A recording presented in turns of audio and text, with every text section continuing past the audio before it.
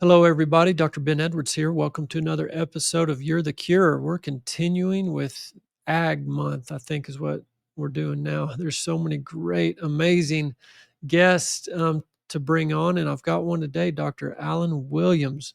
What a pleasure it's going to be to have this conversation, guys. Recently talked to Molly and Ryland. If you didn't hear that interview, Sovereignty Ranch, it was an amazing interview, and they referenced Alan Williams in that interview. So go back and listen to that. And on our website, you can go find the podcast page, all the archived previous shows from over the years, where we've got a whole agriculture section on the podcast where we've talked to a lot of other folks. But, the reason, guys, that I'm so passionate about regenerative ag, just like the body, the body will function like it's designed to function when you put the right inputs into it and avoid the wrong inputs. And so much of the inputs affect the microbiome, our soil, so to speak, in our gut. Trillions of bacteria in the gut, and they do so many amazing things. They're your backup pharmacy. They will produce vitamins, B vitamins, vitamin C, vitamin K, so many things. They help break food down. 94 different strains of gut bacteria that break down gluten. But there's bacteria that break down all the other things, oxalates and phytates and nightshades and all these things that people, could be reacting to and think they need to avoid. A lot of time it's because the microbiome's not diversified enough. We've destroyed our microbiome. PPIs, proton pump inhibitors, those are the acid blocking drugs, destroy the microbiome. Of course, antibiotics do. But I read a study, even non-antibiotic drugs, I think it was 25% of all non-antibiotic drugs also impact the microbiome negatively. Stress kills the microbiome because it changes your pH. But so there's this relationship, guys. And even to the point of just the education, your conventionally trained doctor and your conventionally trained farmer, there's a lot of similarities. So there's just such an intimate relationship between our farming ranching community, the products they produce, and human health. So it's a story today that although agriculture is going to be related to your health as well. And I met Dr. Alan Williams recently in Oxford, Mississippi, at the conference there, Need Your Cure. Had a great time with him and his team that were there. Had a booth there. I just want to read real quick, and then we'll bring Dr. Williams on here. But a sixth generation regenerative agriculture pioneer, world-renowned expert in regenerative agriculture, celebrated for his groundbreaking work in soil health, grass-fed beef production, and adaptive grazing systems. A sixth-generation family farmer, Dr. Williams brings both heritage and innovation to the field. He is a founding partner of Understanding Ag LLC, the Soil Health Academy, Regenified LLC, and Grass Fed Insights LLC, and has also been affiliated with Joyce Farms. And through these ventures, Dr. Williams has impacted regenerative practices on millions of acres worldwide, consulting with more than 4,000 farmers and ranchers across the United States, Canada, Mexico, South America, and beyond. Academically, Dr. Williams earned his BS and MS in animal science from Clemson and PhD work in livestock genetics from LSU, and spent 15 influential years as a faculty member at Louisiana Tech University and Mississippi State University before transitioning to full-time regenerative consulting and farming in 2000. And the bio goes on and on, but I'm just going to let Dr. Williams come on and share his own story, his own testimony, and his journey out of that conventional training into where he is now. Dr. Alan Williams, welcome to the show. Thank you so much for joining us. Well, thank you so much. It is an absolute pleasure to be here, and I really appreciate the opportunity to be able to talk with your audience. You know, my story starts on the farm that I grew up on in South Carolina. My family's been there since 1840, and I represented the sixth generation. The eighth generation is actually active on the farm now. But I grew up and didn't know it at the time, because when you're growing up, you never really realize exactly your situation. But it was an absolutely wonderful way to grow up. at that point in time, that was the 1960s and 70s, we were a very diversified farm. And that's just the way my family did things at that point in time. But we had multiple species of livestock. We had very large market gardens. We also had peaches, apples, those types of orchards there. We were in the Piedmont of South Carolina, so you had orcharding there. And we also did a little bit of cropping, row cropping. And we had a general store. So we sold a lot of what we produced on the farm through our general store. And I was the benefactor growing up of being able to eat all of these wonderful foods produced right from the farm. And we also had men and women both wonderful cooks in my family growing up. When during that time period, my family was not using all these synthetic fertilizers and chemicals and everything else. But my, I guess, opinion and thought process and everything radically changed when I went away to college. So I graduated from Clemson University and then LSU. And when I got to Clemson, I became enamored by my professors and by everything I was being taught and by the mantra that we have to feed the world. And that the only way to do that was to begin to specialize, to move towards monoculture systems, both in cropping and livestock, and to begin to rely very heavily on all of these types of inputs, whether they're chemical, pharmaceutical, supplement, whatever. And I bought hook, line, and sinker into that. Okay. And so I immersed myself in that world and believed that the direction that I was heading, not all of us within academia was heading, was the right direction. And after that, once I became a practicing professor and researcher, it took me 15 years to get it through my thick skull that the way we were doing things wasn't exactly working like we were being told. And so gradually, over that 15 years of my academic career, I began to realize that everything we were doing wasn't making our animals healthier. Instead, they were just becoming more and more reliant on supplements, pharmaceuticals, all of these other things, all of these inputs. And the same thing with the soil and our cropping systems. Our soil was not getting better. It wasn't getting healthier. Again, we were relying ever increasingly on more and more inputs, chemicals, fertilizer, amendments, you name it, GMO seed, and on and on. And I got to thinking back about the way I grew up on the family farm, and I got to thinking about being the sixth generation, and that the fact that my family's farm had always supported not just a single family, but multiple families through all of those generations, and sent kids to college, and all of those types of things. And I got to thinking, how in the world did they do that without all of the things that I was now researching and teaching and telling people that we must have and we must use? And so I guess I came under my own conviction, and I slowly began to realize that what we were actually doing within our academic research was, I now call it, putting a Band-Aid on a gushing wound. We were treating symptoms rather than the root cause of the problem.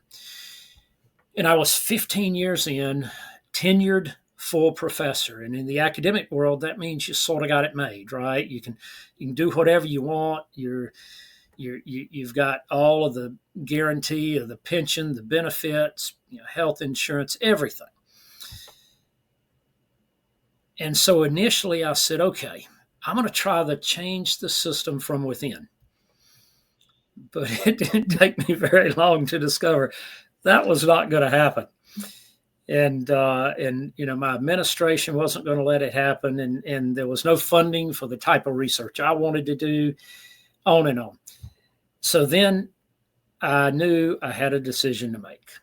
I either could do another 15 years and then retire and just put up with it and accept it, or I could leave. I could resign and leave that tenure and benefits, the comfort of all of that behind.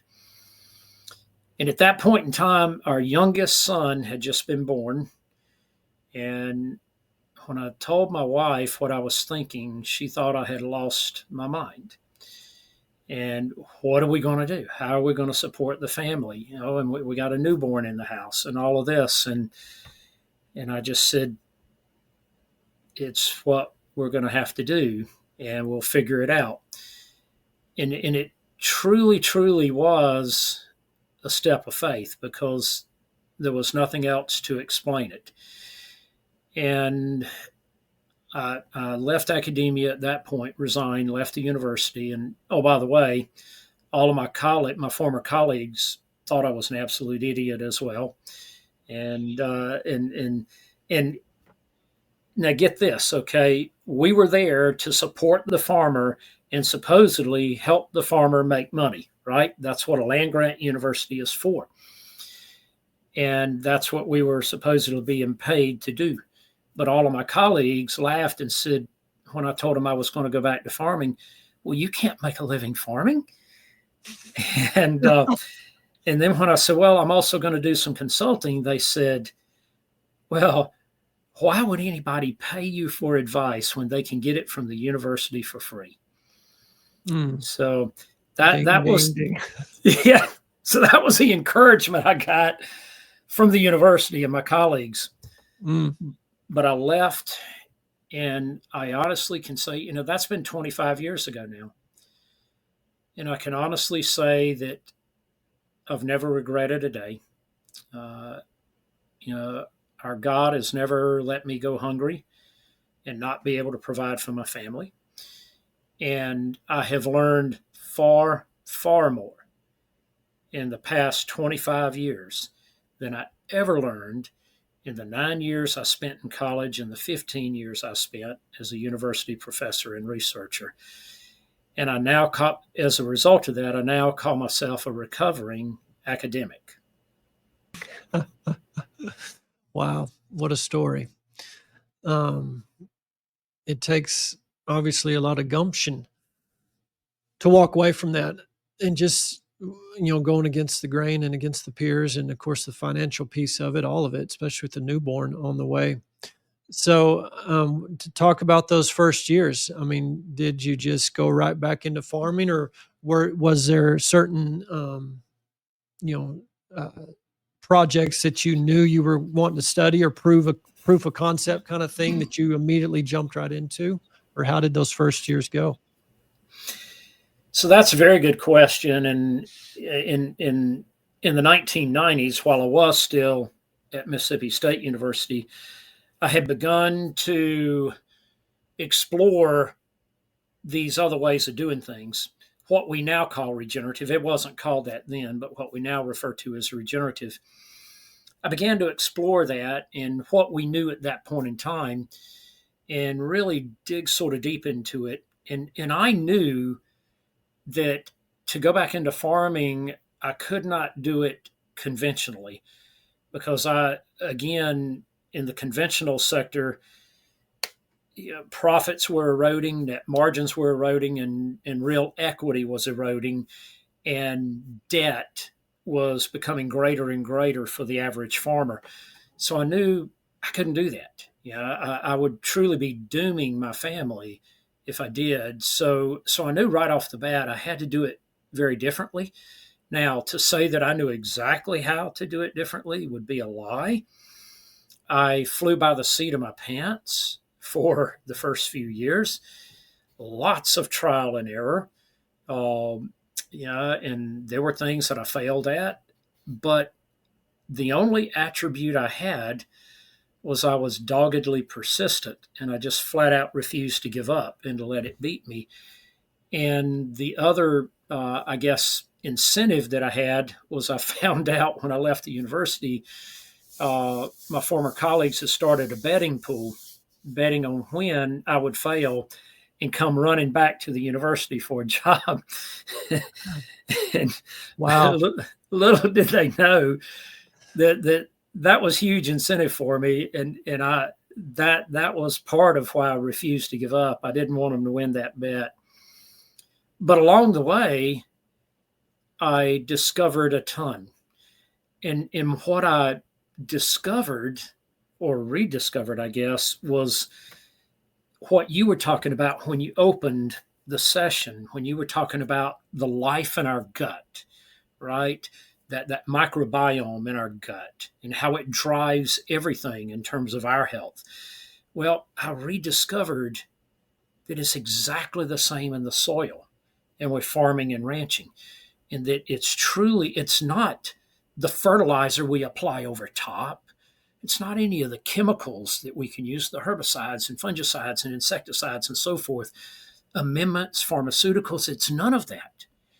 It truly is going all the way back to what God created, that microbiome. So just like the microbiome in the gut is the key for us and our health, that microbiome in the soil is the key for the health of our farms. And I began to really study that and dig deep into that, and to then just every day observe what is the result of managing to support, grow, and build that soil microbiome. And that was the key. Yeah. And again, did I do everything perfectly? Absolutely not. But I learned that if I was truly being the very best steward I could of the creation that we were blessed with, that that was a radical game changer. And everything started functioning better. The soil was healthier, the plants were healthier, the animals were healthier. My input cost went down hugely, and net profitability and productivity improved. So that's what we've been building on ever since. And I have to say, regenerative is absolutely a journey. It's not a destination. We're always on the road of continuous improvement. Yeah.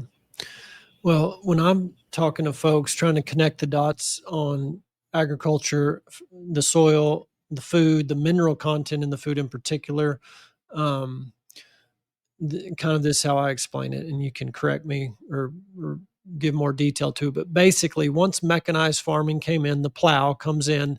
That plow through the soil is going to disrupt the fungi in the soil.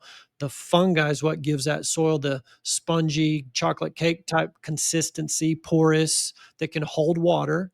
And so the bacteria need that water. They need to be hydrated. The bacteria live on the water droplets basically, and the bacteria help to break down the minerals off the rock and pebble and sand and whatever, so that the plant can take the mineral up into the root, into the spinach and the apple and the carrot, and we consume that.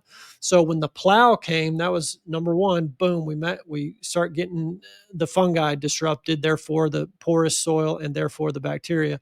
But then, so now we have a weaker plant because it's not as mineralized. So that weak plant doesn't give production. You don't get the as many pounds or tons or kilos or whatever of crop production. So the green revolution comes in, ammonium nitrate, synthetic fertilizer, boom, we get growth, we get production, increased yields. That's great.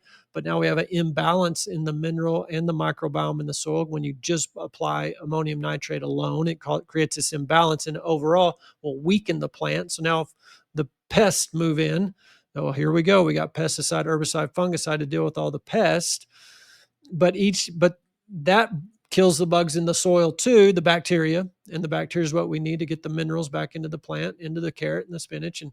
And then the final nail in the coffin, glyphosate, a chelator of the mineral and an antibiotic to the bacteria in the soil. So this whole journey over the last 50, 60 years has just been mineral content of the end product. The spinach, carrot, and apple is just down, down, down, down. We're devoid of minerals now.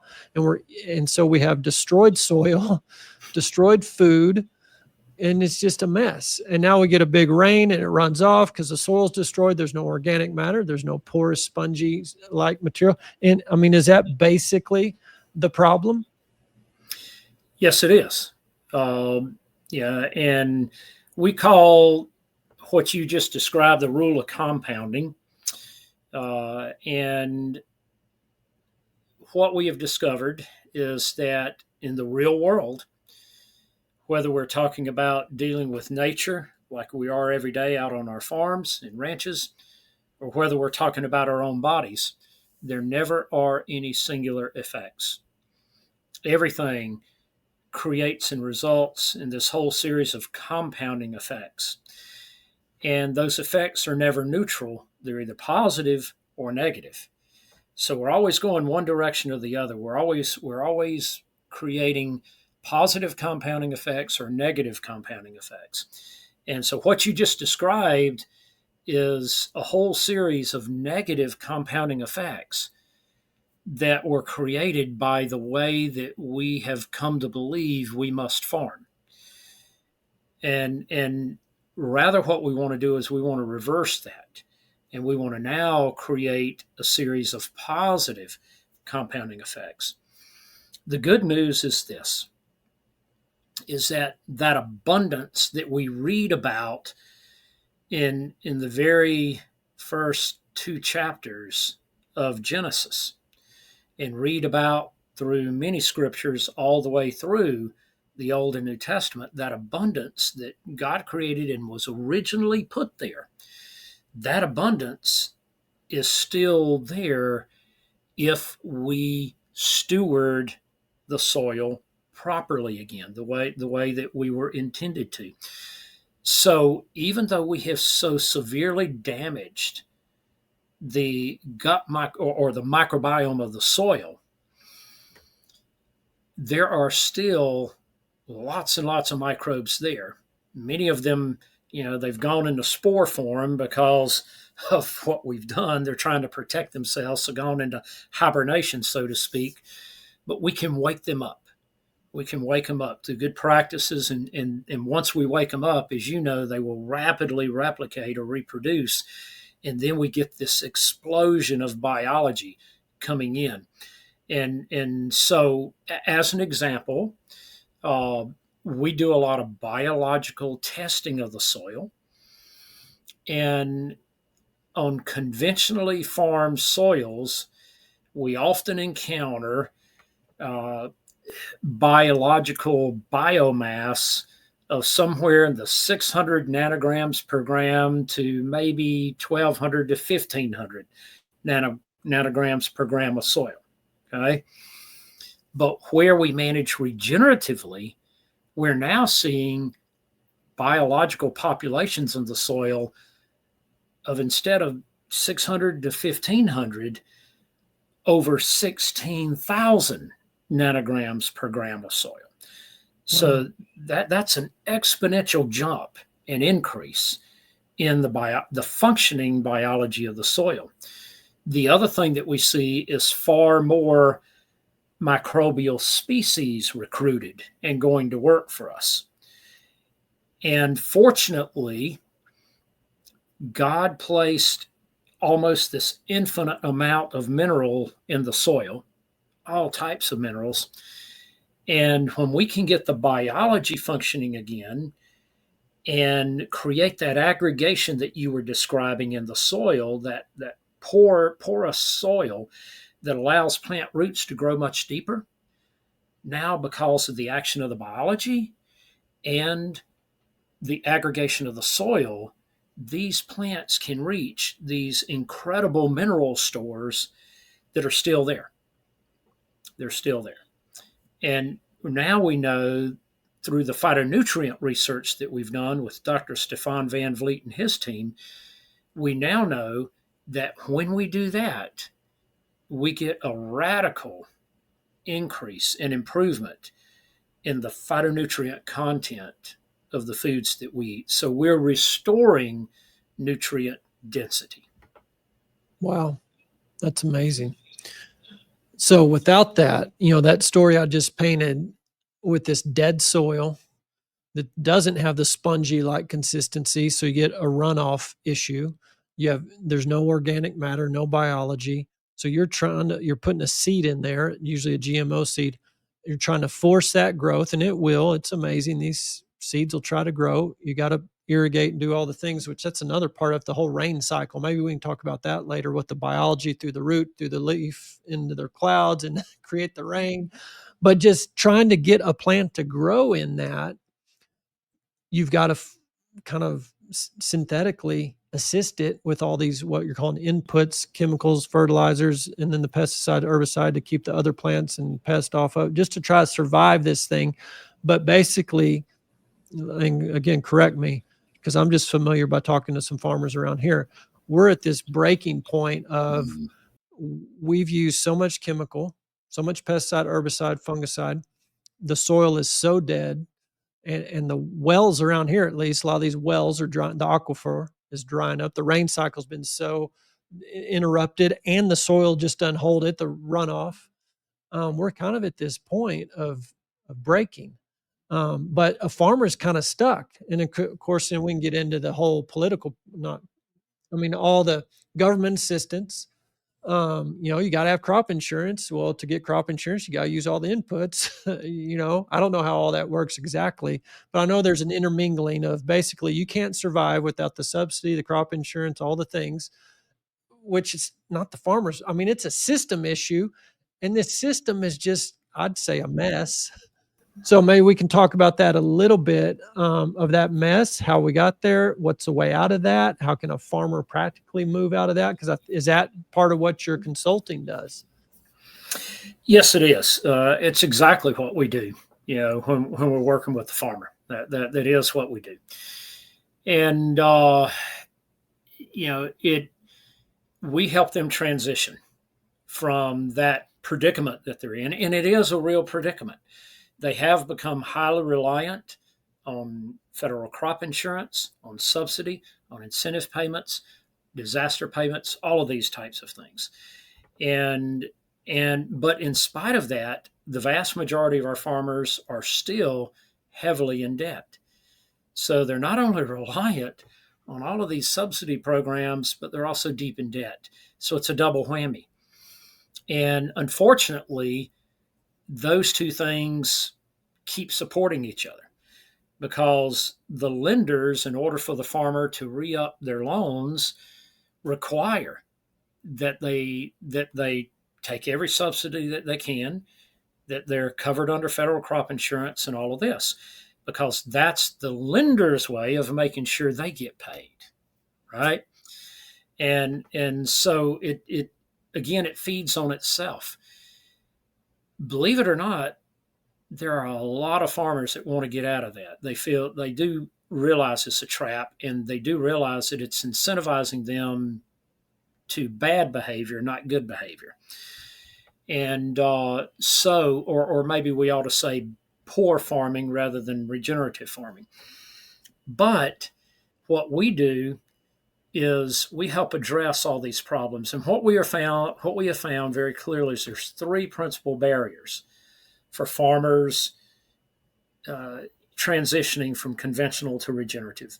Barrier number one is lack of awareness and education. You can't implement what you don't know. And farmers don't just inherently know how to farm regeneratively. They do not. It must be taught. So we solve that problem. We teach schools, workshops, all of that to educate them on practical implementation of regenerative principles. The next barrier is peer pressure. And for people that haven't grown up in agriculture, peer pressure is very, very real. And it is very pervasive. And what we often find is that if you do anything different than your neighbors or even other family members, that the peer pressure just can be enormous. I tell people it's worse than the peer pressure that you see on the playground of a middle school. Yeah, it's huge, and what we do to each other is quite sad in that regard. And because we work all over the world, we have found this to be the same no matter what country we're working in. Almost every farmer worldwide deals with enormous peer pressure. And then the third barrier is debt. Debt. And debt is very ironic. If what you had been doing worked, you would not be in debt, right? I mean that should be obvious. So if you're deep in debt, it's not working for you. It's not. And so if it's not working, what is the one thing you need to do? Change what you're doing. But here's the irony of debt. Debt creates fear and anxiety, and the fear becomes very pervasive. And what a lot of farmers say, well, if I make a change and it doesn't work, then I'm bankrupt. You know, so the very debt itself becomes a snare. And oh, by the way, doesn't Scripture warn us about that? Uh, exactly. So we resolve the first one by providing the education. We resolve the peer pressure by providing them with a new peer-to-peer and mentorship network that they can rely on. And then we resolve the third one, the debt load, by helping them step by step begin to get out of debt. And now what we find is that many regenerative farmers no longer take any kind of government subsidy. They step out of the federal crop insurance program and they get out of debt. They no longer need all of that support and all of that debt to be able to farm profitably. And therefore, that means that they are significantly more profitable, especially from a net profit per acre standpoint. So that's the huge benefits of this. And the ultimate result is that your quality of life goes up hugely. You know, farming, agriculture is the oldest profession in the world. It's why God placed Adam in the garden. It's what he told him to do. Therefore, it should be among the most revered, honored, and enjoyable professions in the world. But today, we have made it one of the most anxious, debt ridden, just nervous professions that there is. And we see farmers are in the top three groups of all professions now for levels of depression and suicide. Where have we come from where we used to be? So we help to resolve all of that and restore quality of life, enjoyment of your profession. That's how farming should be, and that's how it can be with regenerative farming and ranching. Hey, everybody, quick break from the show. I've got something really special to share with you. I'm so excited to introduce You're the Cure, a self-paced 9-module online video program we've been prayerfully and passionately building here at Veritas. And this isn't just another wellness program, it's a movement of truth, transformation, and hope. And I truly believe it has the power to change your life. It's designed to help you uncover the root causes of what you're facing and walk in true healing. I'll be guiding you along with other members of the Veritas team as we return to God's original design for your health. Through simple, powerful tools focused on nutrition, hydration, movement, and peace, you'll gain clarity, confidence, and lasting transformation. The journey is yours to take because the truth is you are the cure. Head over to veritaswellnessmember.com to get access today. Become a Veritas Wellness member now and get $100 off the program. Guys, I'm just so excited about this. After 20 years of practicing medicine, it's boiled down into this. This is the core of what you need to truly be well. So we'll see you in the program. That's awesome. What are some of the, if there are, I know every situation's so unique, every farm's unique, farmers are unique, everything, the climate, all the things, but are there some common threads, common themes on the path out of the conventional that you could share with the? Well, I know we have a lot of agriculture families listening, so share what you could on that in a more general sense.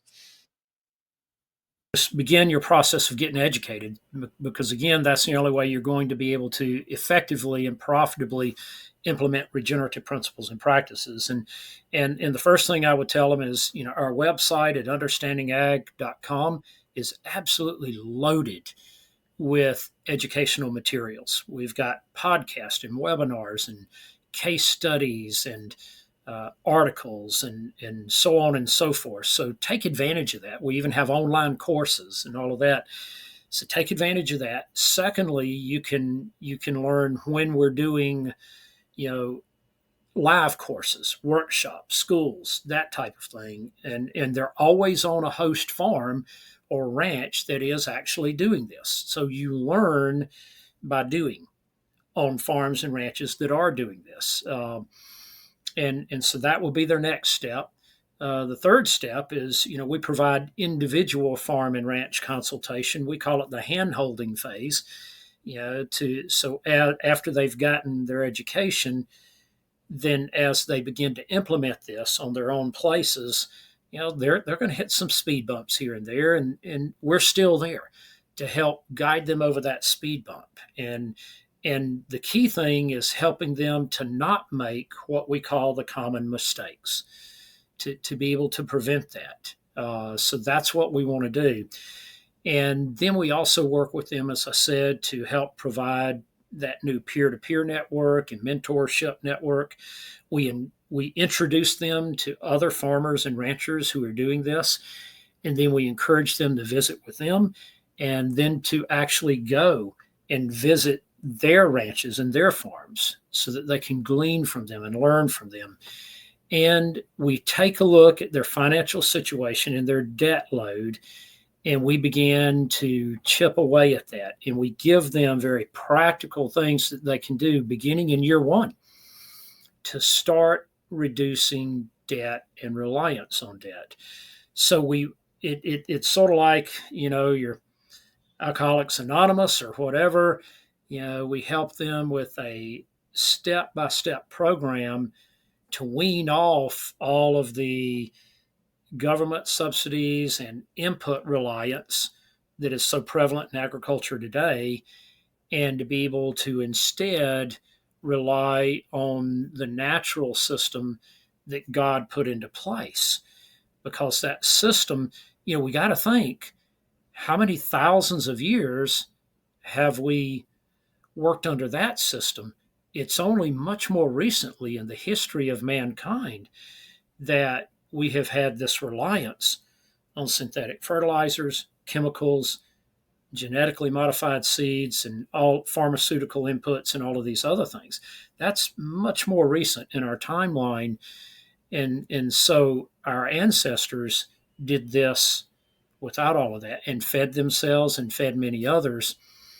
And I've often thought, what would it be like if, even for just a day, I could go sit at the feet of Abraham or Moses or Jacob or David or Job, any of our ancestors that are mentioned in Scripture, and glean and learn from them their knowledge of agriculture? They had to be far, far superior in their knowledge and ability to manage the natural resources that God gave us than we are today.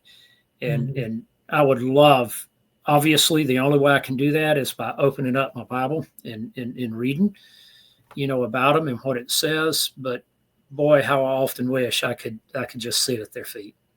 Yeah, it'd be incredible. Well, I would say, based off our conversations, reading your website, knowing your partner Gabe Brown, he's been on the show before.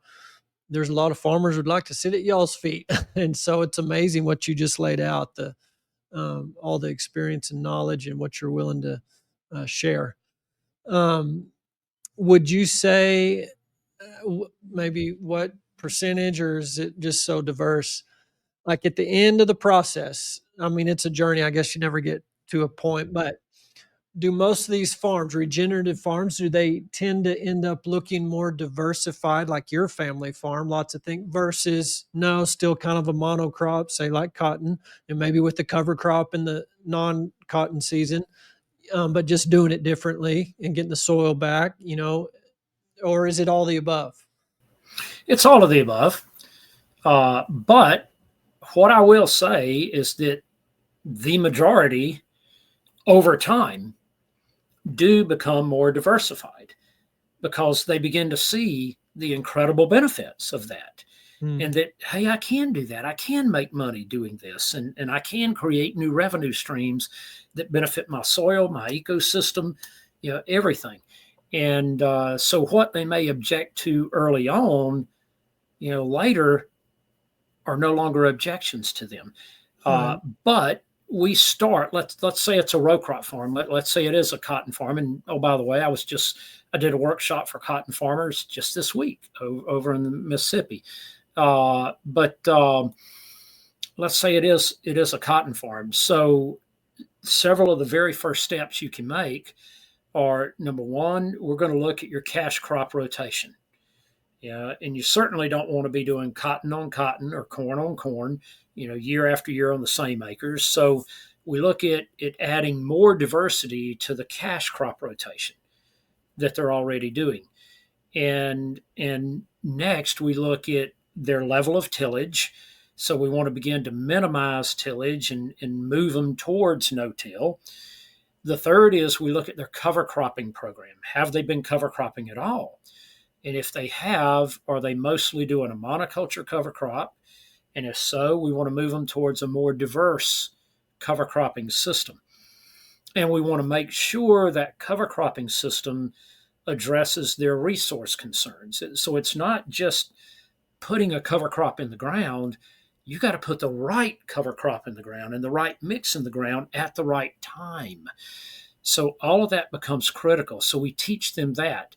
And then, like in this workshop I did for cotton farmers this week, we were talking about the length of time that cover crop stays in the ground before you terminate it to plant the cash crop. That's super important. The longer we can leave a diverse cover crop mix in the ground before we prepare for planting the next cash crop, the more benefit we're going to get out of it. So it's those types of things that we begin to address. And then, can you add livestock over top of that? Okay. And so if you can, and if you can graze your cover crops, that adds significantly more benefit and greatly increases your pace or rate of progress in building biology and building other diversity. The livestock shed a lot of biology. Literally billions and billions of microbes per acre are being shed by the livestock. They supply the very best natural fertility in their manure and urine. Their hoof action on the soil breaks up crusting on the soil surface and stimulates microbial activity in the soil. And even their saliva does the same thing. So all of those things provide huge benefit and basically provide a lot of fertility and biology to fuel the next cash crop. So then you can greatly reduce your purchased inputs for the success of that next cash crop. So again, we move them along that continuum step by step at a pace that each one is comfortable with. We don't try to implement everything at once. And then over time, they will do exactly as I said. They will begin to diversify more on their own because they do start to realize the incredible benefits of that. So often, just to give you some examples, in year one, we can often reduce their input cost by 20% or more in the very first year. Wow. By year two, that's often between 30 and 40% reduction in inputs. By year three, we're bumping 40 to 50%. And then by year 4, 5, and 6, we're continuing to increase. And we now have farmers that are growing crops without any purchased inputs whatsoever. So you can do that. And as another example, 2 weeks ago, I was on clients' operations in Montana. And in just 5 years, we have reduced, and they're running a lot of center pivots, a lot of irrigation. And out in that country, water is critically important. We have reduced the irrigation use by between 40 and 50% within 5 years. That has radically changed everything while not decreasing production on those pivots. So even though they're applying 40 to 50% less water, they are not experiencing yield drag. Okay. As a matter of fact, we have increased productivity on those pivots about 22%.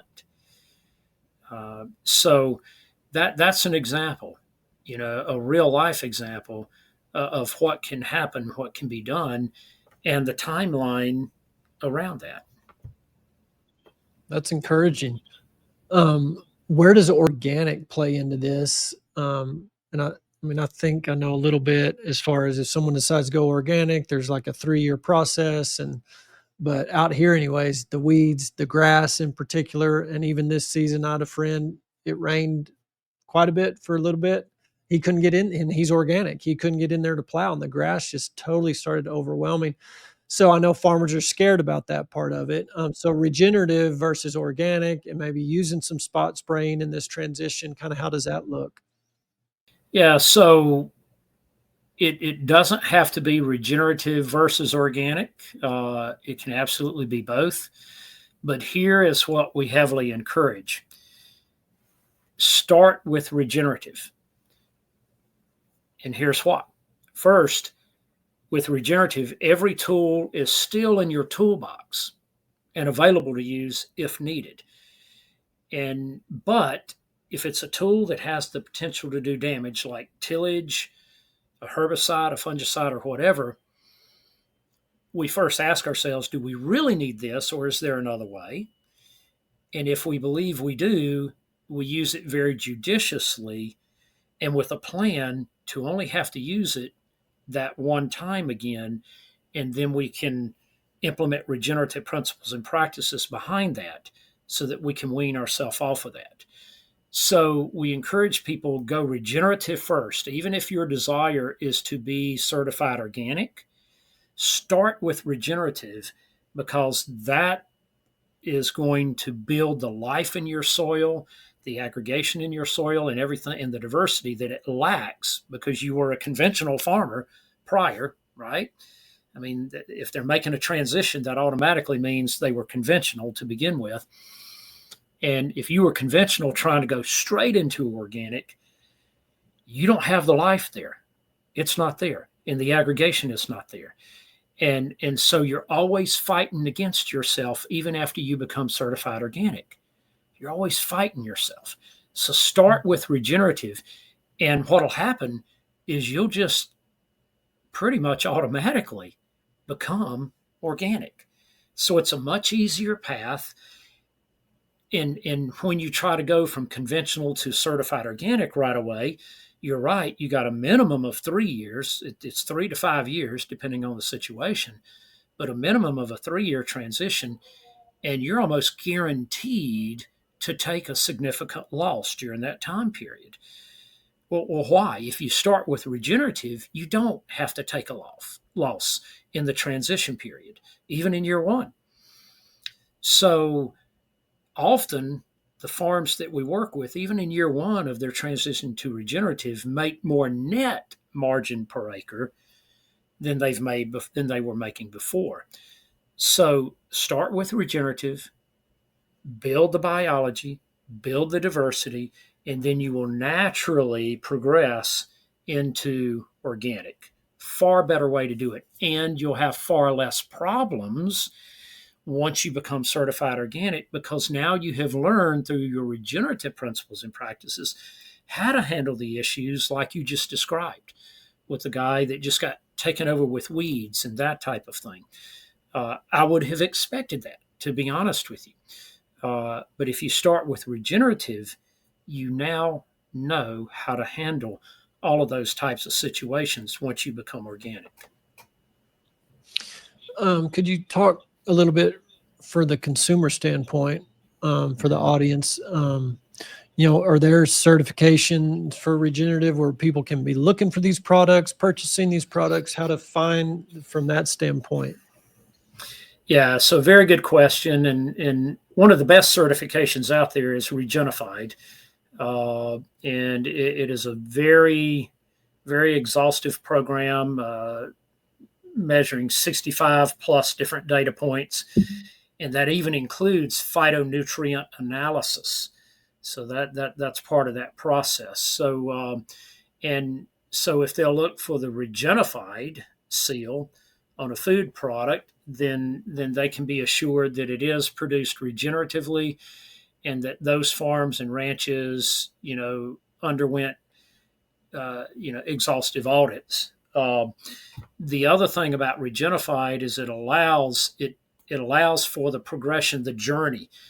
There is no farm or ranch or piece of ground anywhere in the world today that we could call 100% regenerated. Everything is degraded to a certain extent because of us. And so we don't even know what a 100% regenerated soil looks like, but we know what's better. Okay. We know what's better. Probably like, do we really know what a 100% healthy person looks like? I would say no, we don't. Yeah. But you do know as a medical doctor if they're better, right? Hmm. You can measure and monitor that. Yeah. So just like our personal health is an ongoing journey, so it is with regenerative and with our farms and ranches. It's an ongoing journey. We know what's better. And the Regenified allows for that journey, and it requires the journey. So it's a tiered system. You can't park in a tier and just say, no, I'm happy right here, I'm going to stay here. You must show improvement and progress to the next tier. So that's another huge benefit to the consumer, is that they know that if somebody is regenerative, they're just going to keep getting better and better. So the foods you're buying today are going to be better 5 years from now, 10 years from now, even more nutrient dense, even more uh, nutrient rich, right? And so that's what we want, and that's the reward that we get from that. Unfortunately, with certified organic, and I've been certified organic before myself, you either are or you aren't. And once you become certified, there's no incentive to go any further and to improve yourself anymore. Uh, so you can be a very poor certified organic farmer or a very good certified organic farmer. And to the consumer, there's no distinction between the two. Yeah. Talk a little bit about, we're kind of almost out of time. We have about 7, 8 minutes left. But Etta Hills Farm. And I didn't get to ask y'all at the conference the other day, but I was hearing you talking about, I think you called it a nutrient bomb, maybe a product. Yes. But talk a little bit about that, and anything else you want to from your consulting services. Just how do people find you? All the things. Yeah. So, well, first, with Understanding Ag, they can find us through understandingag.com. So, very simple. Look us up. As I said, our website's loaded with material, educational material, and otherwise. And we're constantly updating that with new information, new science, new data. Etta Hills Farm is our personal farm. My son, Chris Williams, and his partner, James Triplett, operate the farm on a day-to-day basis. I'm on the road a lot. I used to be day-to-day, but because of Understanding Ag, I'm on the road a lot. And so they're the ones that actually do the day-to-day. We are a regenerative farm, and it is we are very diverse. We produce grass finished beef, pastured pork, pastured lamb, pastured poultry, and that includes turkeys, broilers, ducks, all of that, and pastured eggs. So we have a lot of different species. Uh, the the land that we bought, it's just outside of Oxford, Mississippi, but the land that we bought was very, very degraded when we bought it. It was an absolutely worn out piece of ground. And we have been documenting the progress ever since, and keeping track of that. We have now documented more than 150 different plant species that are growing on the farm. And the vast majority of those came from the latent seed bank. And many of them are native species, and many of them are species that the Native Americans once used routinely for medicinal purposes and those types of things. So we have all of that existing on the farm, and all of our species of livestock are moved every day to a fresh paddock so that they can enjoy all of that diversity of plant species that are growing there. And because of that, we also have a thriving wildlife population.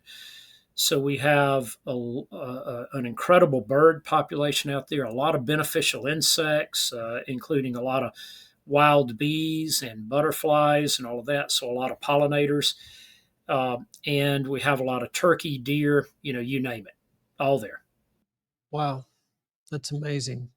So the seed bank, those dormant seeds down in the soil, the mineral bank, I'll call it, all those minerals that God put in there, it's all down in there.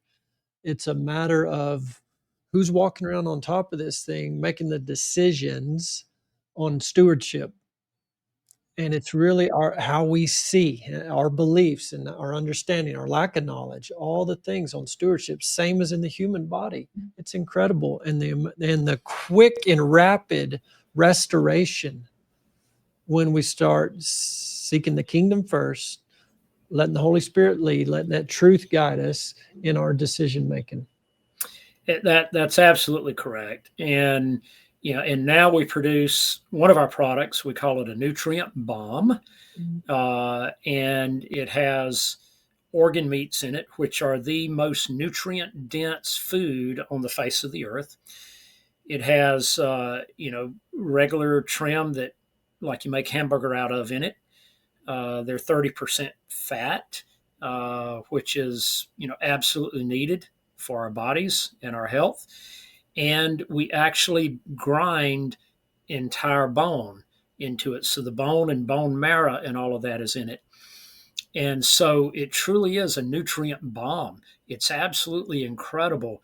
And I love to eat one every day. We make them breakfast sausage patty size, and I like to eat at least one every day. They are unbelievably flavorful. I don't have to add any seasoning to it whatsoever.